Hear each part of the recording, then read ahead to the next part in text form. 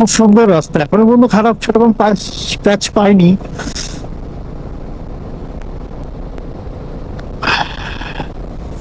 সুন্দর একদম রাস্তাটা, এর জন্য এটা চালাতেও খুব সুন্দর লাগছে।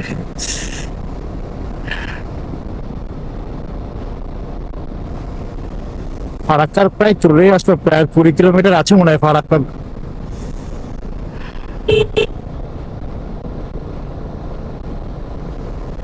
দিনের আলো প্রায় ফুটে গেল বলে এখনো কুয়াশা আছে। রোদটা, সূর্য মামার দেখা নেই, সূর্য মামা ওঠেনি এখনো। 6টা 11 বাজে।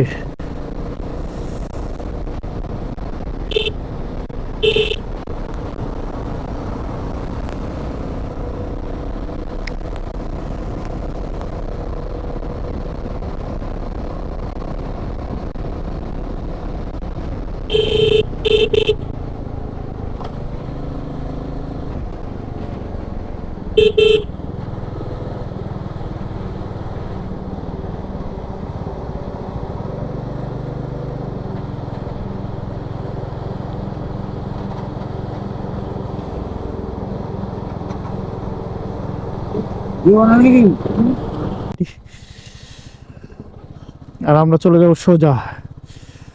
পরের বার হয়তো এটা খোলা হয়ে যাবে। আমরা চলে যাবো সোজা ফারাক্কা। ফারাক্কা হয়তো আর, এটা নিউ ফারাক্কা। বাদিকে, বাদিকে নিউ ফারাক্কা জংশন। আর আমরা চলে যাবো সোজা সামনে ফারাক্কা ব্রিজ।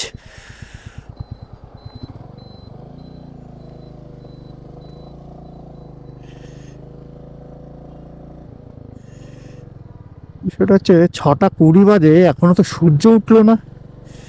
এই সূর্য যতক্ষণটা না উঠছে ততক্ষণ ঠান্ডাটা একটু কমছে না, এটাই হচ্ছে সমস্যা।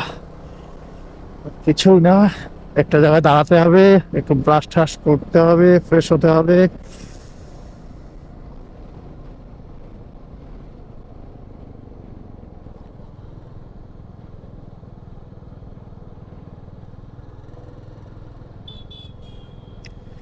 এই যে ফারাক্কা ব্রিজ, চলো বন্ধুরা। ফারাক্কা জ্যাম তো নাম করা, জানি না জ্যাম আছে কিনা, মনে তো হচ্ছে না। দূর থেকে তো মনে হচ্ছে ফাঁকাই আছে, ফাঁকা থাকলে তো একটু ভালোভাবে দেখা যাবে, তোমাদেরকেও দেখানো যাবে।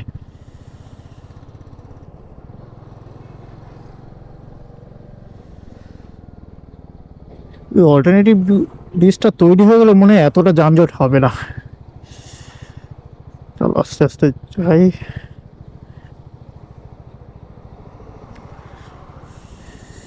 ওই যে ব্রিজটা, এই ব্রিজটা চালু হলে ব্যাস আমরা একটুখানি যাতায়াতে একটু সুবিধা হবে। এই যখন এসেছিলাম কাজ হচ্ছিল না। হ্যাঁ, এবারও কাজ হচ্ছে, দ্রুততাই কাজ হচ্ছে, কারণ এই নিয়ে আমার ফারাক্কা 4বার ক্রসিং হচ্ছে। গতবারও সিকিমে যখন গেছিলাম তখনও দেখছিলাম ওই ব্রিজটায় কাজ হচ্ছিল। মাঝে নিউজে দেখছিলাম ট্রায়ালের জন্য রান করছিল, আবার এখন দেখছি বন্ধ আছে। এই রাস্তাটা মোটে ঠিক করলো না। আর একবার ফারাক্কায় যদি জ্যাম পড়ে যায় বাবা, ফারাক্কার জ্যাম নাম করা। গেট এখনো খোলা আছে অনেকগুলোই দেখছি।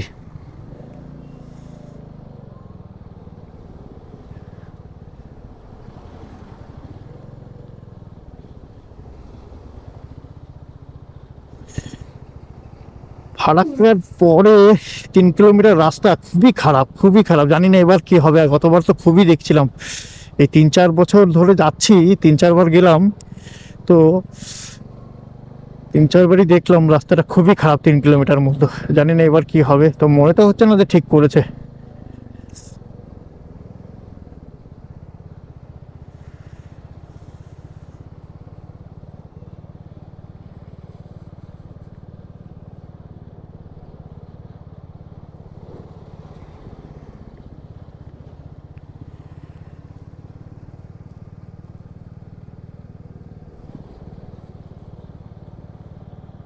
প্রচন্ড কুয়াশা, দেখা যাচ্ছে না দূরের কোনো কিছু এই পাশটায়।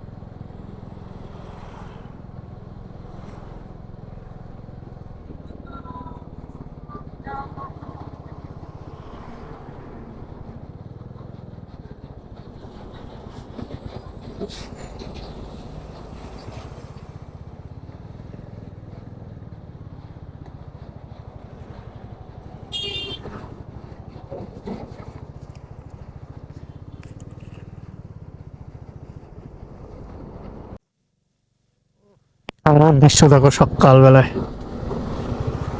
এদিকে ট্রেন যাচ্ছে।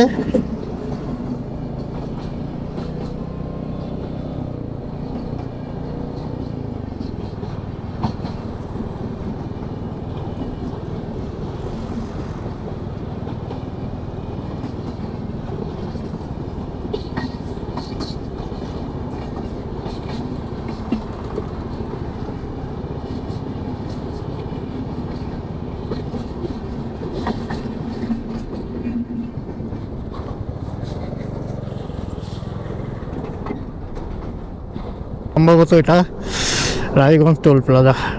হ্যাঁ, ফারাক্কা রায়গঞ্জ টোল প্লাজা। এটা 5 নম্বর।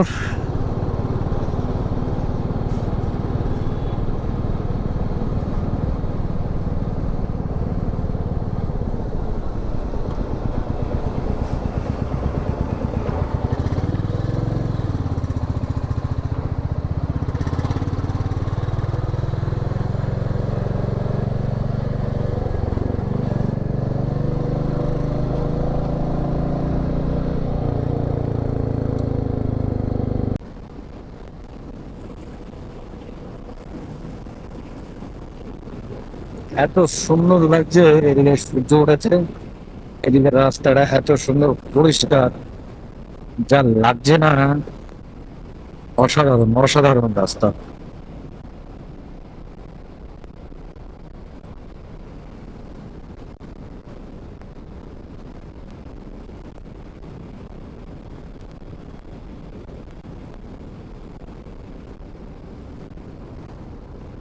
ও, এখান থেকে কি সুন্দর লাগছে ওদের পরিবেশটা। উফ।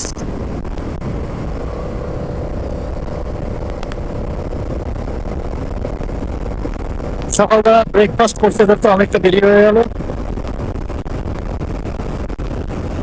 ব্রেকফাস্ট করে দুজনে মিলে সবকিছু গুছিয়ে টুছিয়ে তারপরে বেরোতে বেরোতে 11টা, প্রায় 1 ঘন্টা বেরোতে গেল। ট্রেনটা খেতে গেলে বুঝতে তো হবেই।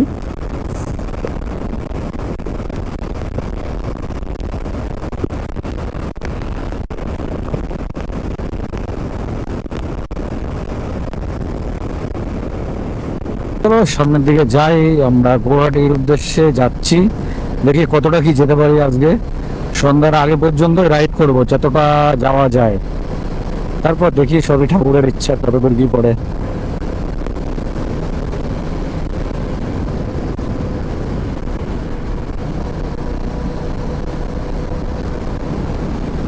না আছে কোনো সেফটি গিয়ার, না আছে কোনো কিছু। দেখো টিভিএস রাইডার 125 করে ওরা যাচ্ছে, নিজেকে সুপারম্যান ভাবছে বাবা। দেখো তোমরা সেগুলো, একটার মাথায় হেলমেট নেই, জাস্ট ব্যাপারে মনে হচ্ছে একদম প্লেন ঘাস।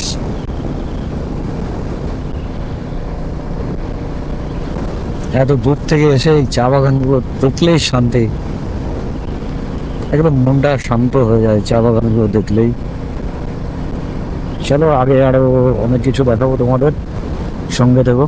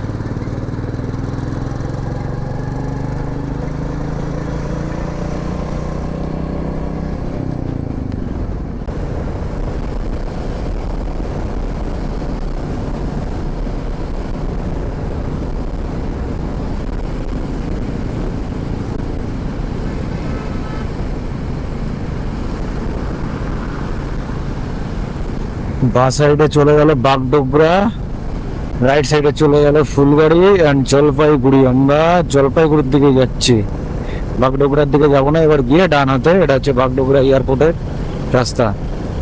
এখান থেকে একদম লেফট সাইডে শিলিগুড়ি, সোজা দার্জিলিং। বাট আমরা যাচ্ছি গুয়াহাটি। চলো সামনের দিকে দেখাই।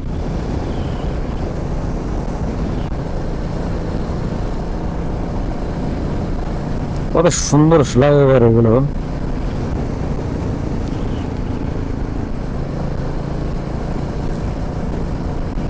জাস্ট এইসব ফ্লাইওভারে গাড়ি চালাতেও ইচ্ছা করে। আর আমাদের সালা বনগা বাগদা রাস্তা এত জঘন্যতম রাস্তা, কিছু বলার নেই আর এই বিষয়ে। চলো সামনের দিকে যাই।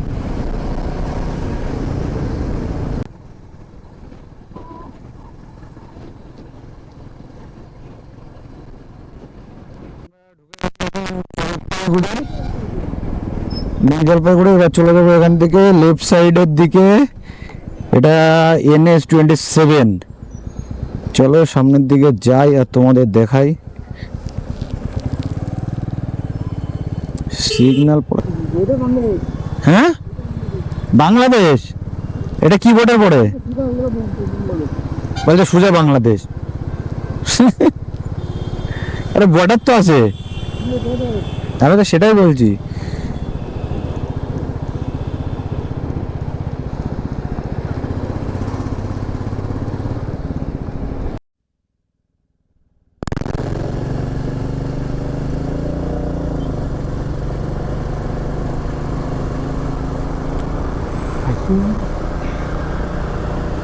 ময়নাগুড়ি এখান থেকে 6 কিলোমিটার মাত্র। আমরা ময়নাগুড়ি থেকে আর আলিপুরদুয়ার এখান থেকে 90 কিলোমিটার। আমরা আজ ভাবছি আলিপুরদুয়ারে গিয়ে স্টে করবো।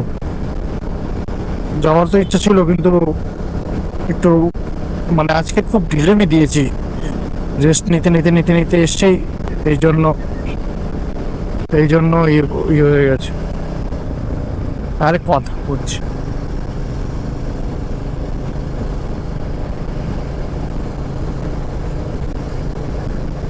বাহ কি সুন্দর।